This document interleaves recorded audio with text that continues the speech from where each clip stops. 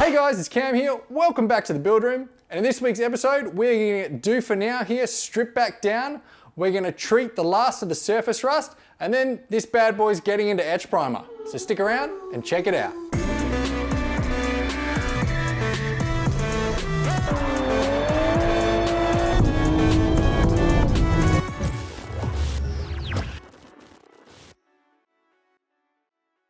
Okay, so before we get into taking a look at Doofa, I just want to do a quick announcement.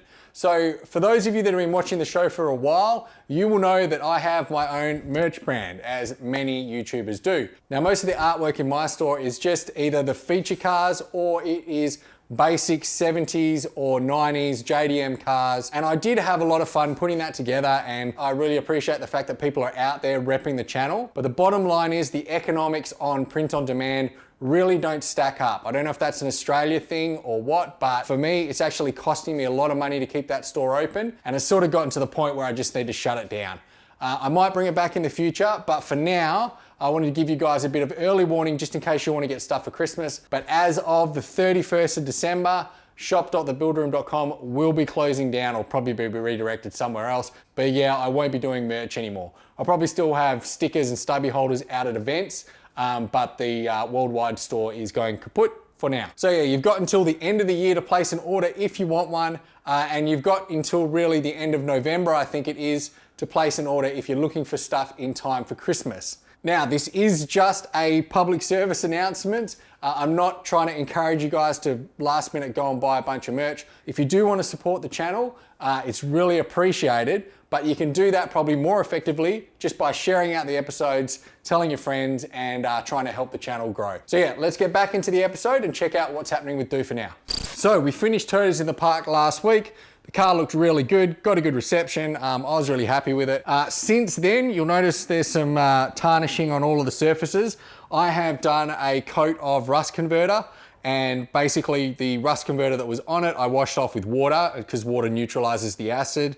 And so it's just got a little layer of like surface reaction. I don't want to say rust because it's really not. It's a little bit of leftover chemical / flash rust, I don't know. But that at the moment, that's serving as basically a protective layer. That's not going to get any worse unless I was to leave this thing out in the rain again, which I don't intend to do. So the aim for today, as I said, is to get this thing into etch primer so it's nice and protected, and I can keep doing repairs on this thing without worrying about getting water on the roof or water on the bonnet or anything like that.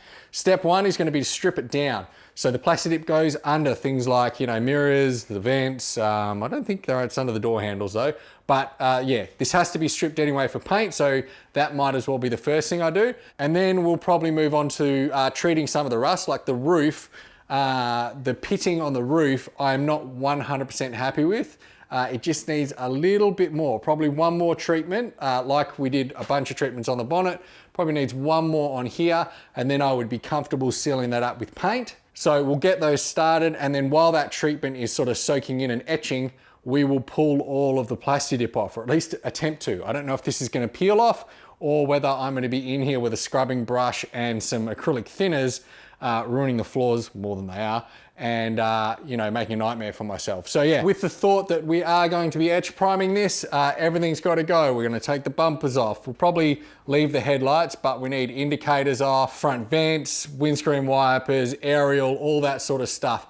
We are going to pull the screens, but we're not going to do that today. The reason being is I want to be able to etch prime it with the screens in to keep any paint out of the cabin. And then once we pull the screens, we're going to be doing a KBS treatment on that. So KBS goes directly onto bare metal, not onto etch primer. So I want those bare metal when I go to do that. So yeah, let's do a quick strip down montage, and then we'll take a look at the plasti dip.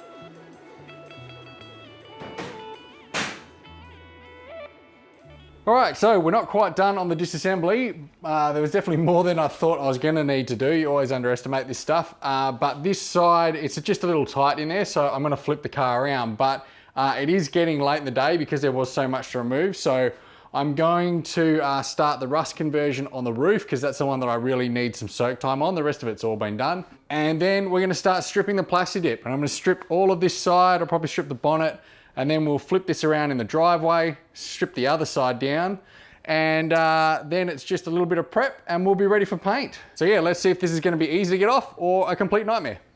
All right, so I'm gonna start where I think I've got some thick plasti dip, and probably the thickest point would be on this corner because any other edge is where I'm gonna have feathered it out, so there's really only a layer here. So I'm just gonna start right in here, and then we're gonna try and peel from the middle and see how easily this comes off. A microfiber is a good way just to try and get under the edge of this stuff. You basically have to get it started before you stand any chance of, picking through it or anything like that. Oh, and that's not too bad. Let's get a closer shot. All right, so ignore all the overspray and rust converter stuff that's in the background, but just see here, we're just starting to pull the corner.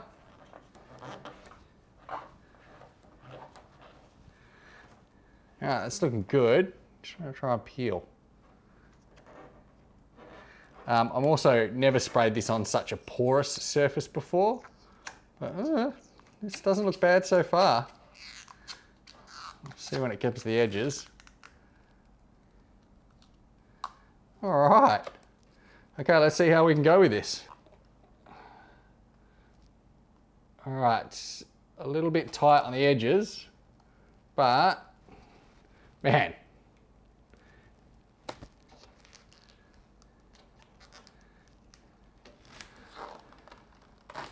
Oh, stop that.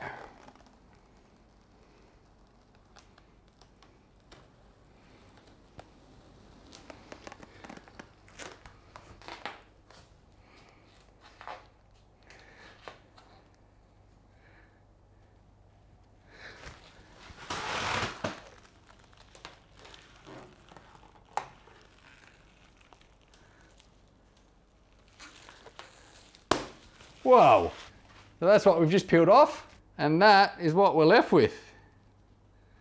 That was way easier than I thought. I really thought this was gonna be thin.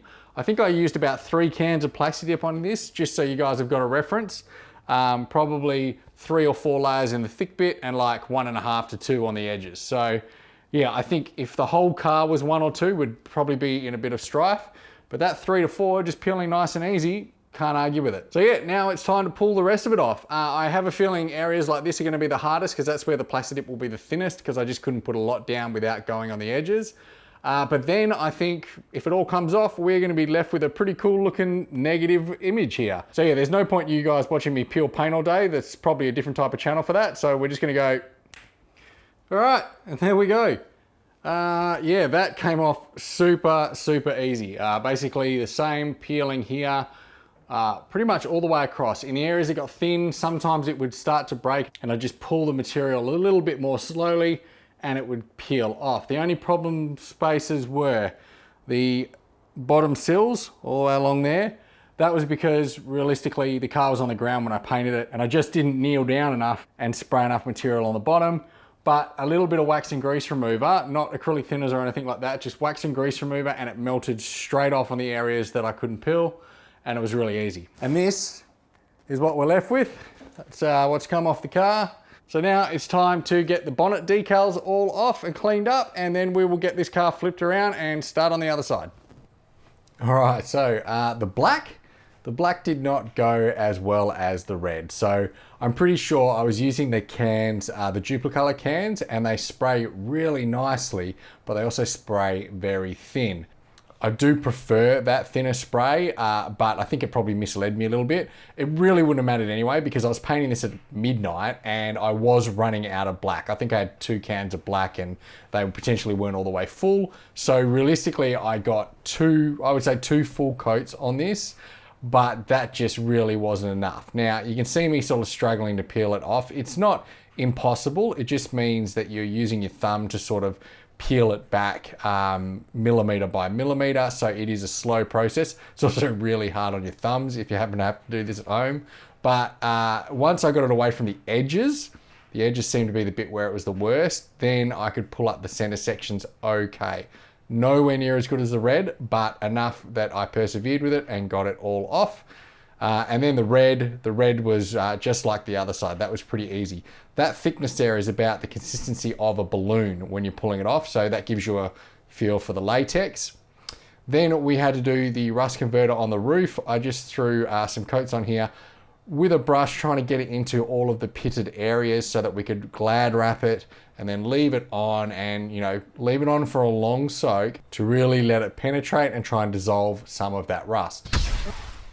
All right, so car's in, turned around, got enough room on either side now to paint, and I have covered the roof in its coat of rust converter, and that's basically just getting some soak time so that it can really etch into any areas that were pitted. That's just done the same way that I've done all the other rust conversion. I'm using a Deox metal conditioner. I don't know why the label's upside down on that bottle. And then just glad wrap over the top to seal it in, stop it drying out, and then leave it for a reasonable amount of time. This has been about probably 45 minutes to an hour now, so it should be reasonably good. I wouldn't leave it overnight or anything like that. In terms of the rest of the car, I didn't take the handles and stuff off this door. I can't be bothered pulling it apart, we're running out of time, but also there's gonna be so much work that needs to be done to this door, especially around the top. I'm gonna have to grind off any paint around there anyway, so I want to be able to lock it up, so having a door handle and a lock on it is important. The other side, obviously without a handle and without a locking mechanism, it can still be closed and locked from the inside. All the plastic dip, tail numbers, and the shark jaws are off. The plastic dip on this side came off a little bit easier, but it was actually, again, very thin. So we're pretty much on the home stretch now. We'll go through and rust convert, Scotch Brite, and then while it's still really, really wet and acidic-y, like before it's evaporated too much, I'll be wiping it off with a towel, spraying it all down with wax and grease remover, and then wiping it off with a clean towel. So yeah, there's really not much to see there. It's not gonna be very interesting. So once again, we are simply gonna go. All right, so we are ready to go. Car's looking good. Like I said, left the handle on just so I can operate this door. This is gonna have to sit out in the sun once it's painted for a while, so I do want to be able to lock it up. Walking around the car, I have left certain areas with filler in them. So this area here, I didn't want to grind it out. It's just a pain, and I know what the repair's like underneath, so I'm okay with it. In all likelihood, we'll be doing one of two things. We'll either be cutting that metal out and replacing it, or actually using a different door. The roof has come up really nice. This fender looks awesome. Bonnet looks awesome. All around the cowl is fine. I mean, apart from the rust, but obviously we're going to repair all of that. I've put the new old stock fender back on, and I've run through and just panel beaded it in a couple of areas. I'm not going to touch the metal, but that is looking good as well. This door, a lot of filler in the back of it, obviously, and this is the garbage one. So we're just priming this so that while it's in storage, it doesn't go to pot. And then, yeah, this rear guard's fine. Hatch is all good. And the tail there, we are not touching because this is obviously the KBS rust seal. We are going to come back and scuff and prime this, but we're not going to etch prime it, obviously, because the rust seal itself is forming that etch priming layer. So yeah, all that's left to do here now is to mask it up. That is the most boring thing in the world to watch. So again, we're going to snap through that. So we'll come back when this thing is masked up. I'm also going to move things like the compressor and the welder and stuff out of here, get them out of the way. The rest of the workshop looks like an absolute pit. It is just very difficult to do this kind of work in such a small space with so many other parts. So yeah, for now, we are just going to transition, and I will see you guys on the other side. All right, so we're back and masked up, and we are pretty much ready to go. The car is up on jack stands. That's for two reasons. One, so I don't have to crouch down as far, but also lifting the car off the floor means less chance of blowing this dirt up in the air and onto the car. Normally I would wet the floors in here while I'm painting, but because we're at bare metal, I don't want to increase the humidity in here, and I also don't want to risk splashing water on the paint. In terms of the masking, that's a pretty easy one. I just use one of my auto masking rolls, and then you just cut the bits out that you want to keep. It's important to mask up things like the bottom of the scuttle panel here. because otherwise when you go to spray in there, you will blow all of the dirt that's in there out and onto the car. I did take out the far windscreen wiper stalk, or whatever you want to call it. This one, if you're a Celica guy, you know those are really hard to get out. They tend to rust and lock up just because of the divot that's around them trapping water. So I think mine is stuck, so I didn't want to mess with it, so I've just taped it up for now. Really important as you're going around the car to make sure that you do mask up all of the holes, and not just the big ones as well. I've also just, you know, masked behind the holes for the vents and even masked behind the holes for the badges, because you'd be surprised how much paint can get through those holes. But yeah, that's pretty much it. It's looking good. This is not really critical in terms of dirt and stuff like that, so I haven't cleaned this place out much, but I have moved all the compression and everything from out of here, so A, we don't cover it in etch primer, and B, it's sucking in clean air outside. Another advantage to it being quiet is I'm not going to upset the neighbours doing that. For the rest of the stuff, I've just covered things with towels and stuff, just the important stuff really. I'm hoping overspray won't go too far back. I'll have to turn the aircon off as well. But because I want to keep the temperature down in here, I'll do that at the last minute. And this is what we're going to be working with today. It is a Concept Paints 2K etch primer. This is obviously suitable direct to metal, and it's a 2-pack epoxy, so once it goes on, it is waterproof and things like that. Not that we'll be doing a lot of wet sanding here, but this will have to go outside occasionally so I can get other projects in. I want it to be protected. That's the whole point of this, right? There are certain areas that I'm just not painting today, so you'll notice the masking line under the car is just under the doors. So the rails down the side are not going to be painted, because I know that I have to do welding all through there. So there's no point painting it now. Similarly on the back, I've masked a couple of inches up the car because again, there's metal work under there. If this was staying in here, we'd probably just do all the metal work and then we would etch prime after that. But I'm gonna have to etch prime twice, basically. I will do this coat now and that'll protect everything like this. And then I will spot prime the other bits. So yeah, while this is waterproof and does give a reasonable amount of protection, we will try not to keep it in the weather too much. This one is actually a beige primer, or yellowy beige. So it's gonna look interesting when it's done. Looks like cheese whiz, mac and cheese. The good thing about that color though, is that I will throw that down and then use body filler over this, because you can put filler over it, that's the point. And then when I prime it, the primer will just be a gray, and that means when I start blocking back, it will be very evident if I do go through anything here. So yeah, I'm actually happy that that's beige. This is old paint, so I'm hoping it holds up okay. You know, Doofa Now, but it's about 300 bucks worth of primer, so I'm not exactly about to bin it. I've just stirred it up and I'll continue to stir it some more and we'll see how we go. But anyway, I'm just gonna set up a camera quite far back. I'm sorry, I'm not gonna be able to really film close today. I will sort that out for future episodes, probably when we paint the colors. But for now, this will just give you an idea. I need to keep the camera back away from the overspray, otherwise it's gonna ruin my camera. I have some protective stuff coming for the cameras in future, so that won't be an issue. So yeah, I'll throw this on a tripod and we'll get some painting done. All right, so we're back, and you may be wondering what happened here. Well, let's go through the story. So don't worry, I did get some shots of me spraying the car and I'm gonna overlay them onto what I say now, but the bottom line is I couldn't really film the whole thing. There's a number of reasons. So first and foremost, getting the cameras out of the way was good, except for the fact that any overspray really did cloud the shots, so it was really hard to get good shots. And what I ended up having to do was paint a section and then stop and then air the area out, and that was causing dry spots and things like that. So to start out, I started on the roof, in the middle of the roof, and got both sides, and it was going on okay at that point, but quickly with the aircon off, the garage really did start to heat up. So it was getting quite hot in here, so I needed to move quickly, and probably the age of the paint somewhat meant that it probably needed more thinners than I was putting into it. So it was quite thick and sprayed on very dry. But yeah, painting away okay, and then I started to realize that my filters in my mask were obviously old, and I really could smell the paint, and this paint absolutely stinks. One of the worst smelling paints I've ever put on a car. So I had to stop, and I had to get new filters and then come back and start spraying again.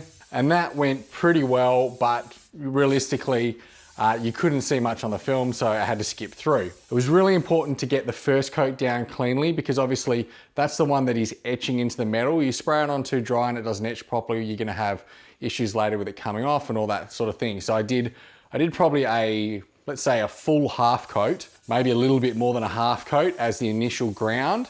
And then I put 2 full coats on top of that. And that's where we are today. So yeah, I dropped the ball on the mask. I should have put new filters in to start with. I thought they were relatively new, they weren't. Then I think the age of the paint wasn't doing me any favors. And then finally, this garage ended up heating up, and I would say it was probably 35 degrees for a fair amount of the actual paint. And that is really getting too hot to spray. And then finally, there was way too much overspray. So I'm gonna have to figure out a way to get some air filtration into here before I do. Maybe I could get away with the primer, but certainly the color. In order to spray the color properly, 100% I need better ventilation here. So we are going to build a garage filtration system in one of our upcoming episodes. And also the age of the paint meant that it was lumpy. So by the time I was finished, the mixing table was absolute carnage. I went through so many filters and wasted a bunch of paint, but we got there in the end. So obviously it's nighttime now, but I did get some shots of this out in the sun earlier today. This has been curing now for almost a week. So it's not too bad on the curing. It's not off-gassing anymore, so it doesn't stink in here, but it came out pretty good. The best side is definitely the driver's side. So if we start from the back, you can see that obviously there's rust underneath the fuel flap, but we knew that going in, that'll be cleaned up. And there's that dent in the rear section. We're gonna have to hammer and dolly or pull that out, something I'm not sure yet. Will depend on what sort of access we can get through the rear.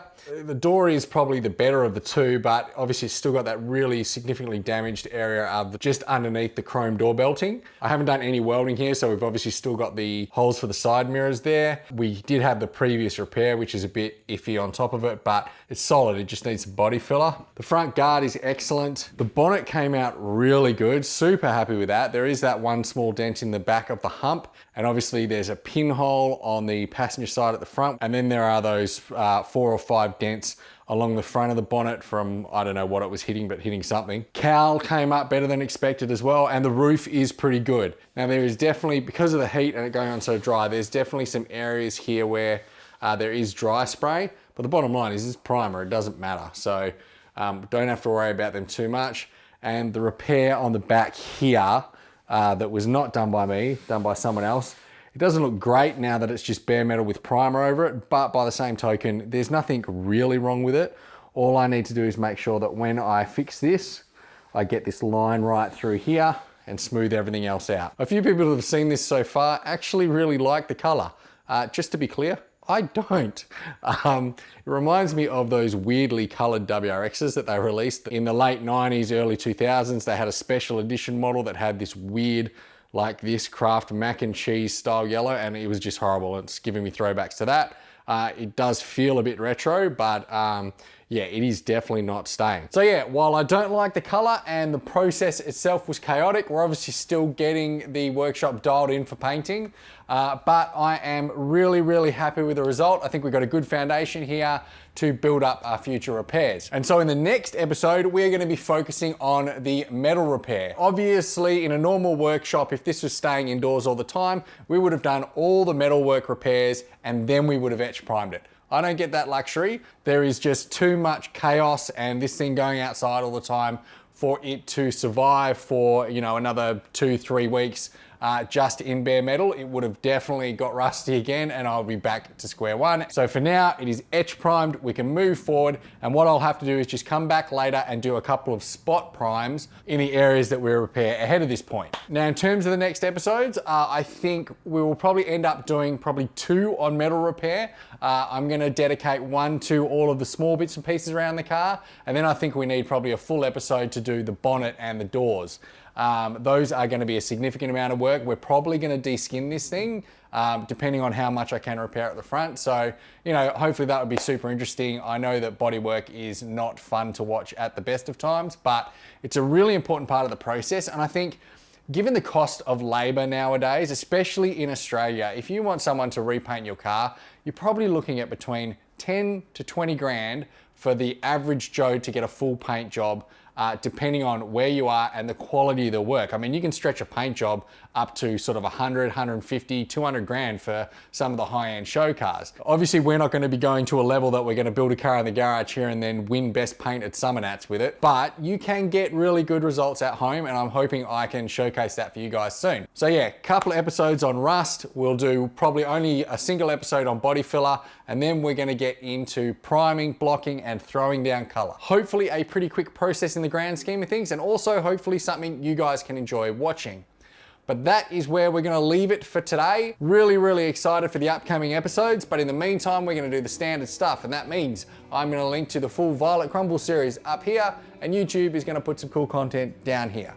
Other than that, I just want to say thanks for watching, and I'll see you next time on The Build Room. Bye for now.